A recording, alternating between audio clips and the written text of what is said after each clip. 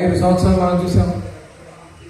ఏదో మత్స్యకార భరోసా అని చెప్పి డబ్బులు ఇచ్చినట్టు ఇచ్చి మనకు రావాల్సినటువంటి అన్ని పథకాలు రద్దు చేసి వేట కూడా లేకుండా చేసి చివరికి జియో నెంబర్ 217 తీసుకొచ్చి తరతరాలుగా హక్కులుగా ఉన్నటువంటి మన చెరువులు కూడా దోచేయాలని చెప్పి జగన్మోహన్ రెడ్డి ఆలోచన చేశారు.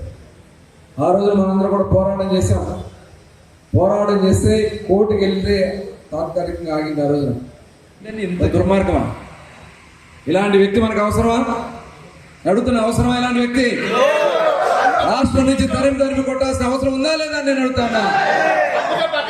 అందుకనే వైఎస్ఆర్ పార్టీ నాయకులు 11 కూడా వచ్చే కాదు, 11 చిన్న చిన్న మన పొరపాట్ల వల్ల 11 వచ్చింది తప్ప ఆ 11 కూడా కాదు. రేపు రాబోయే కాలంలో అడ్రస్ లేకుండా చేయాల్సినటువంటి బాధ్యత మనం అందరం కూడా తీసుకోవాల్సినటువంటి అవసరం ఉంది. ఇవాళ మత్స్యకార భరోసా కానీ అవన్నీ కూడా త్వరలో దాన్ని ఎలా చేయాలనేది ఒక కార్యక్రమాలు చేసుకుని త్వరలోనే అవన్నీ వస్తాయి.